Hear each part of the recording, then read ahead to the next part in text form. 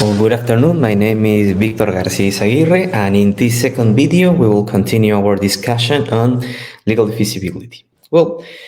In the previous video, I addressed the question on what are legal theories saying about the feasibility, and we saw that one of the main concepts that are discussed about or that is used in their discussion is the notion of implicit deception.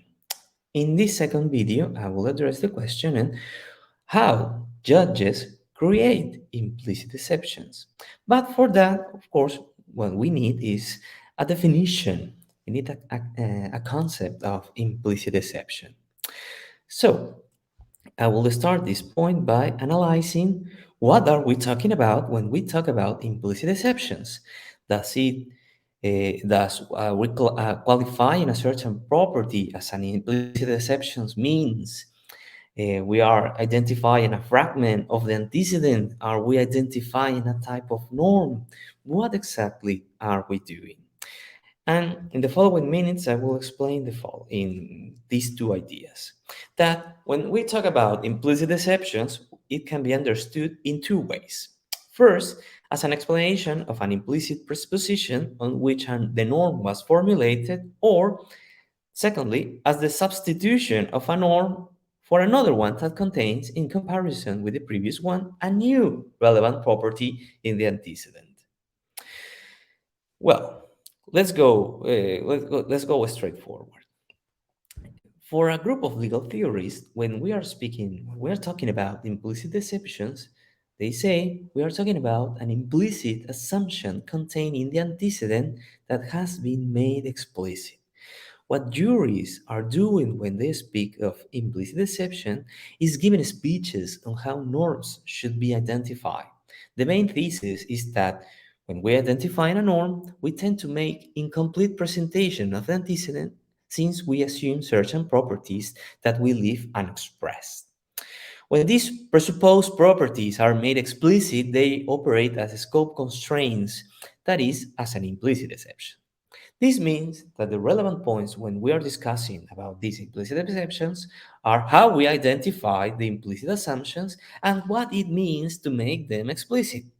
In this regard, in the specialized literature, we can identify three ways of understanding what is an implicit assumption and what does it mean to make them explicit. Well, a first way of understanding the explanation of an implicit assumption is as a result of the review of our beliefs about the relations between norms in a normative system. Let's see. Let's suppose we have to solve a normative problem. This is we need to find out what is the normative qualification of a certain action. In the first moment of our analysis of the content of the antecedent of the norm, we see that it qualifies an action in a certain way. However, after taking into account the rest of the norms that are part of the normative system, we realize that this, properly understood, qualifies the action in another way. The classic example to present this point was formulated initially by Carlos Alchurron. Consider the provisions 106 and 20.2 of the Peruvian Criminal Code. Well, these are classic cases for every criminal code in the world. From the first article, it is possible to identify a norm that prescribes the obligation to punish those who commit homicide, while from the second article, it is possible to identify a norm that prohibits sanctioning minors. Let's suppose a case in which John, a minor of 16 years old, has killed Patrick. According to Article 106, we can infer that John should be punished for having committed homicide. And on the other hand, by Article 20.2, we can infer that John should not be sanctioned because he is a minor. Now, if the judge considers that properly understood both statements, it is the case that being a minor operates as an implicit exception to the cases of sanctioning homicides. Then he must reformulate how he has identified the norm. In this sense, he will proceed to rule out interpretations and formulate the following prescription. If a person commits homicide and it's not a minor, then it's mandatory to punish him. Of course, he can make the interpretation in the opposite way, that the norm for homicide is an implicit deception for the norms of minors. He decides how norms relate to each other. This means that the criterion for an implicit deception is the product of a systematic interpretation. Systematic interpretation, understood as interpretative directive, that we must identify norms in such a way that they do not conflict with other norms previously identified.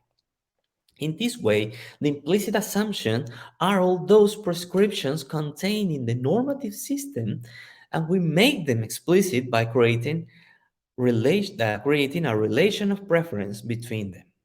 Well, this is the first way. A second way of understanding the explicitation of an implicit assumption is through the incorporation of a new property in the antecedent of the norm as a result of a better specification of the justification of the norm. For some juries, sorry, norms are means to achieve purposes, as we saw for Frederick Schauer in the previous video. So, in this sense, the interpretive work must be aimed at correctly identifying the prescriptions, that is, that they are in accordance with the purpose in each instance of application. In this view, they assume that the scope can and should be varied in order to reduce it if in this way we better specify the purpose of the norm. In this sense, the purpose are the sources of implicit exceptions to the prescription. An example of this way of understanding implicit assumptions and the identification of an implicit norm has been offered by Eugenio Buligin. For this author, reading a provision without taking into account its purpose is not a way of understanding correctly the meaning of the expression used by the legislator. To exemplify this point, he takes up the classic example of the barber of Bologna. Well, it was regulated that whoever spills blood in the streets should be punished with severity. We have cases in which a barber accidentally cuts his client and therefore spills blood in the streets, a doctor who performs an emergency intervention in the streets and implies that the patient bleeds, or a case of a child who, playing with another one, breaks his nose and makes his blood splatter on the pavement. Under literal interpretation, all these cases should be punished. Now, under an interpretation according to the purposes, that is, looking for the reasons why it was formulated, this would exclude all cases that doesn't justify the purpose. Let's assume that the rule was issued to discourage fights, duels, or other violent acts on public roads. The case of the barber, the doctor, or the children are left out of that purpose. In this sense, there is an implicit assumption in the rule, that is, its purpose. And when made explicit, it leads out to reduce the scope of the rule, that is, to create an implicit exception. A third way of understanding the explanation of implicit assumption is by replicating the previous exercise but substituting the idea of purpose of the norm for intention of the legislator. Briefly stated, an implicit exception is understood to be the distinction that the legislator would have made if he had the opportunity to do so. In this sense, if we carry out contrafactual judgments of the will of the legislator, we can identify what type of actions or situation should be excluded from the scope of the application of the norm. This approach was best presented by Carlos Alchurron with the proposal of the dispositional approach to defeasibility. According to this author, we have to ask ourselves what will be the evaluative attitude of the legislator regarding a given circumstance. If we consider that he would regulate it in a different way, that is, we wouldn't have to it would not have correlated with the normative consequence, then we are facing an implicit exception. As we have seen, these three theoretical proposals start from different theoretical presuppositions, but they all share the idea that an implicit exception is a property that is incorporated in the antecedent after a process of making explicit one or some implicit assumption. All these theories are assuming a way of understanding that the antecedent of the norm is not complete. This in the sense that the interpreter must carry out subsequent interpretative acts to identify satisfactorily which is the norm that is part of the normative system. This implies that when interpreters identify implicit exceptions, they are not changing the rule, but rather identifying it in the correct way. A norm with an incomplete antecedent expresses a norm with an antecedent that contains only contributing conditions for the consequent. In contrast, a norm with the complete antecedent expresses a norm with an antecedent that contains a sufficient or necessary and sufficient condition for the consequent. The implicit exceptions under this way of understanding them account for the properties that are incorporated using express regulations, purposes of the regulations, or the intention of the legislator to be able to consider that we have ceased to have contributing conditions to have at least now a sufficient condition for the consequence. This point is theoretically relevant since it allows us to state that implicit exemption is not a way of accounting for a structural component of the antecedent.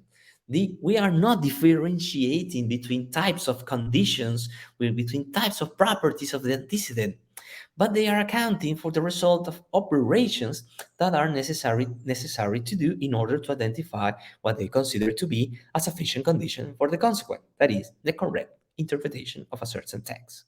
But this is only the first path. Let's see the second one. For another group of legal theories, the juries, when they are speaking of implicit exceptions, they are presenting a case of substitution of one norm by the another one. The main thesis is that judges can create norms so that the regulation of an action or state of affairs conforms to a standard of justice, or in more precise terms, to satisfy a criteria of correctness that they themselves have established, that they have decided.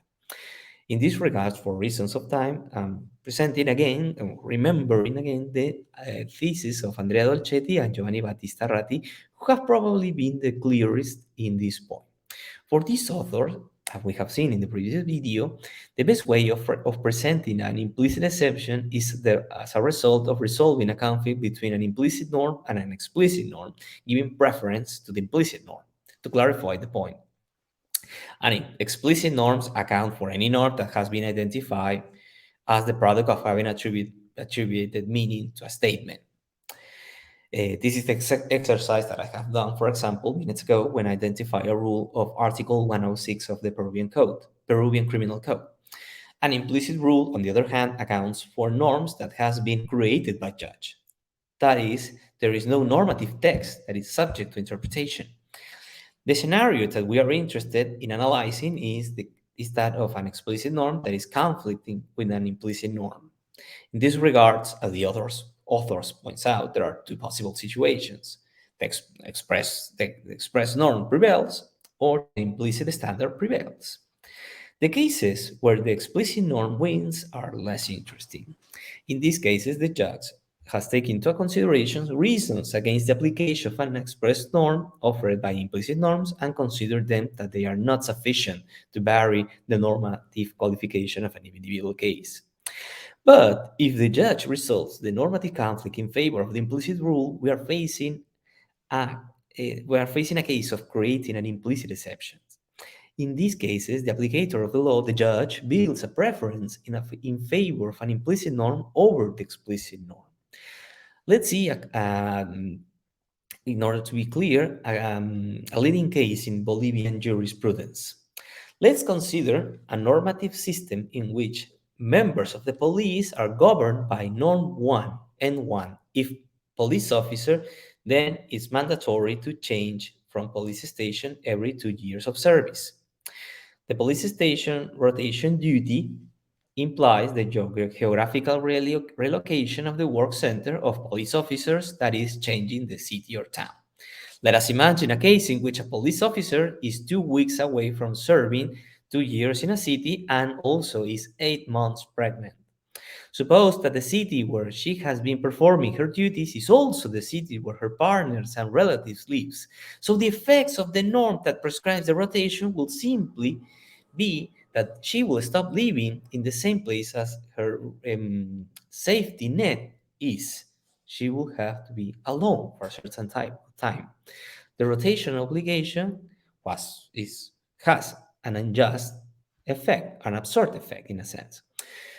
So, this rotation obligation was brought to trial by the police officer since she considered those effects were unbearable. The Constitutional Court, in order to solve the case, created a new norm, an implicit norm that held. If a police officer is pregnant, then it's prohibited to relocate their work center outside the city in which they live. This based on the idea that pregnancy and childbirth is best carried out in company of their support networks. In this way, the judge created a conflict between an explicit rule and an implicit rule. On one side, rotation is commanded, and on the other side, rotation is prohibited. What the judge did was decide to prefer the implicit norm over the explicit norm.